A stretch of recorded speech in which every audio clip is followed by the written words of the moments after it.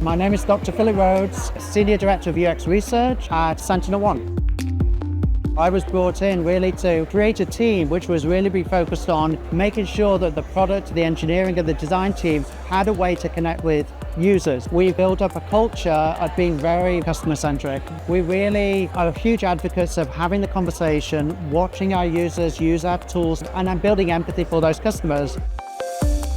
What we needed was a way then to get it out of research and popularize that across the whole company. And so that's really where Dovetail comes in. All of the interviews, all of the conversations, all the observations we make are on the Dovetail platform.